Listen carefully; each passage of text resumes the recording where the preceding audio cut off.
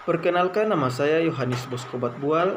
NPM saya 12114201200216. Saya dari Fakultas Kesehatan, Prodi Keperawatan kelas D. Di sini saya mendapat materi mengenai tentang sistem pencernaan pada manusia. Sistem pencernaan pada manusia adalah serangkaian jaringan organ yang bekerja untuk mencerna makanan dalam bentuk proses mekanik maupun kimiawi di dalam mulut.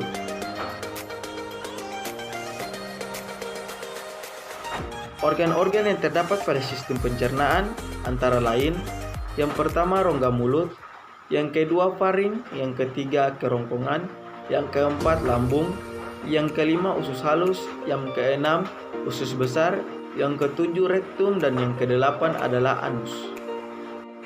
Kita akan membahas satu persatu organ-organ yang terdapat dalam proses pencernaan.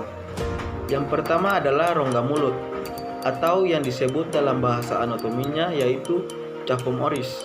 Rongga mulut atau cavum oris adalah tempat terjadinya proses pencernaan makanan pertama kali, yang dalam bentuk proses mekanik maupun kimiawi. Organ-organ pada rongga mulut antara lain adalah yang pertama gigi, atau yang disebut dengan dentis, merupakan bagian yang padat dan kuat karena bergabungnya kalsium, fosfor, magnesium, dan garam mineral lain ke dalam suatu zat organik. Perlu diketahui bahwa gigi pada anak berjumlah 20 buah, sedangkan gigi pada orang dewasa berjumlah 32. Gigi juga memiliki fungsi, yaitu sebagai pengunyah makanan dan menghasilkan makanan dalam mulut serta membantu berbicara dengan jelas. Yang kedua adalah lidah. Lidah atau yang disebut dengan lingua. Lidah tersusun atas otot lurik yang dilapisi oleh selaput lendir. Yang perlu diketahui adalah otot lidah dapat digerakkan ke segala arah. Fungsi lidah tersendiri yaitu yang pertama sebagai indera pengecap dan perasa, yang kedua membantu bersuara, yang ketiga mengaduk makanan yang terdapat di dalam mulut, yang keempat membantu mendorong makanan pada saat menelan. Organ yang kedua terdapat yaitu organ faring, atau yang bahasa anatominya disebut dengan tekak. Faring merupakan organ yang menghubungkan rongga mulut dengan kerongkongan, atau yang disebut dengan esofagus. Organ yang ketiga adalah kerongkongan, atau yang bahasa anatominya disebut dengan esofagus. Kerongkongan atau esofagus adalah saluran yang menghubungkan faring dengan lambung yang memiliki panjang 20-25 cm, mulai dari faring sampai pintu masuk kardiak di bawah lambung.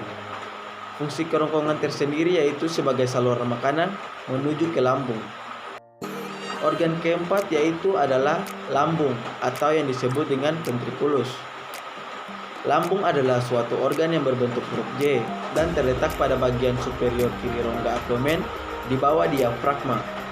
Fungsi lambung tersendiri yaitu yang pertama menampung dan menghancurkan serta menghaluskan makanan oleh gerakan peristaltik dan getah lambung.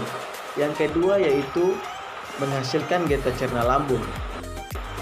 Organ yang kelima yaitu usus halus, atau bahasa anatominya disebut dengan intestinum minor.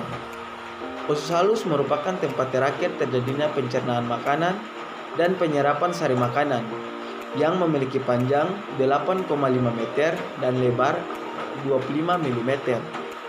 Pada usus halus terdapat 3 bagian, yaitu yang pertama usus 12 jari, atau yang disebut dengan duodenum, yang memiliki panjang 25 cm. Yang kedua terdapat usus tengah, atau yang disebut dengan jejunum, yang memiliki panjang berkisar 7 meter. Yang ketiga terdapat usus penyerapan, atau yang disebut dengan ileum, yang memiliki panjang 1 meter dan memiliki banyak lipatan. Lipatan ini berfungsi untuk memperluas permukaan penyerapan yang disebut dengan villi, atau yang disebut juga dengan jojot usus. Fungsi usus tersendiri juga yaitu antara lain sebagai proses penyerapan dan pencernaan nutrisi dalam makanan. Yang keenam adalah usus besar, atau yang bahasa anatominya disebut dengan institutionum major. Usus besar adalah usus yang memiliki panjang yaitu 1,5 meter dan lebar 5-6 cm, yang terdiri atas kolom dan sekum.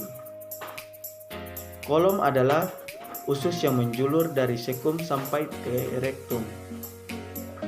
Kolom di sini terdiri atas 3 bagian. Yang pertama adalah kolom ascendens yang panjangnya 13 cm. Yang kedua adalah kolom transversum yang panjangnya itu 38 cm. Yang ketiga terdapat kolom descendens yang panjangnya itu 25 cm. Yang kedua adalah sekum atau usus buntu yang memiliki panjang itu 6 cm. Yang ketujuh adalah organ rektum. Rektum merupakan bagian saluran pencernaan setelah usus besar. Fungsi rektum tersendiri yaitu sebagai penyimpanan sementara feses atau kotoran buangan air besar yang disebut dengan BAB. Yang kedelapan yaitu organ yang terakhir, yaitu organ anus. Anus merupakan bagian saluran pencernaan yang menghubungkan rektum dengan dunia luar.